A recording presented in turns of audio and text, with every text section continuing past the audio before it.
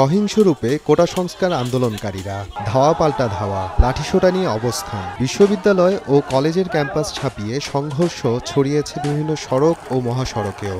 শুধু তাই নয়, হামলা, ভাঙচুর ও আগুনের হাত থেকে রক্ষা পায়নি বিভিন্ন রাজনৈতিক দলের কার্যালয় ও পুলিশের নিরাপত্তা চৌকি।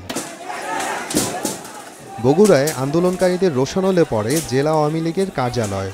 হামলা ও ব্যাপক ভাঙচুর চালানো হয়। পাশাপাশি আগুন দিয়ে পুড়িয়ে দেওয়া হয় কার্যালয়ের সামনে থাকা পুলিশের অস্থায়ী নিরাপত্তা চৌকি।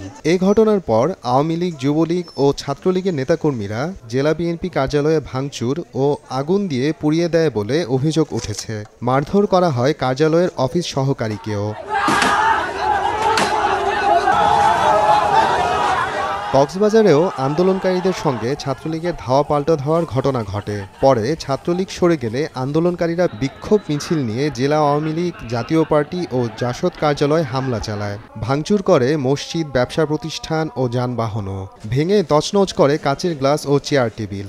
একই সঙ্গে ধারালো অস্ত্র দিয়ে কুপিয়ে মারাত্মক জখম করেছে কক্সবাজার সরকারি কলেজ ছাত্রলীগের আহ্বায়ক রাজীব সহ ৫ জনকে। নগদের কাছে সব গ্রাহকই প্রিয়, তাই তো সারা দেশে ক্যাশ আউট চার্জ সবচেয়ে কম।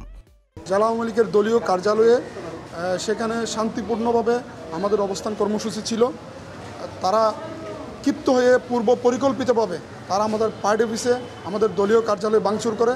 সেখানে আমাদের দলীয় অনেক নেতাকর্মীকে তারা আহত করে। তার মধ্যে আমাদের কক্সবাজার সরকারি কলেজের আহ্বায়ক রাজীবকে তারা নির্মমভাবে কুপিয়েছে, তাকে খুবই মারাত্মকভাবে জখম করেছে। সাধারণ শিক্ষার্থীদের নাম দিয়ে কিছু চিহ্নিত সন্ত্রাসী দ্বারা এই আন্দোলনটি পরিচালিত হচ্ছে। আমরা তাদের বিরুদ্ধে রুখে দাঁড়াবো ইনশাল্লাহ। আমরা প্রশাসনকে বলবো তাদেরকে যেন কঠোরভাবে দমন করা হয়। আমাদের সামনে যে বাইকগুলো ছিল সেই বাইকগুলো তারা ভাঙছে। পার্শ্ববর্তী মসজিদ যেটা আছে লালদিঘির পার মসজিদ, সেখানেও তারা ভাঙচুর করছে। তবে রাতে জেলা বিএনপির কার্যালয় ও আশেপাশের বেশ কয়েকটি দোকান ভাঙচুর হয়। এ ঘটনায় আওয়ামী লীগের নেতাকর্মীদের দায়ী করেছে বিএনপি। সবাই ওই যে ঘুমগাছতলা দাঁড়িয়ে আছে, এদিকে কর্মী বাহিনী দিয়ে আমাদের অফিসের উপর হামলা এবং একটা অসহায় ব্যক্তি আমিন একটা দোকান করে তার দোকান ভাঙচুর, এটা তীব্র প্রতিবাদ জানাচ্ছি। ঘটনার পর পর্যটন নগরী কক্সবাজারে নিরাপত্তা ব্যবস্থা জোরদার করা হয়েছে। মোহাম্মদ আফরানুল ইসলাম, সময় সংবাদ।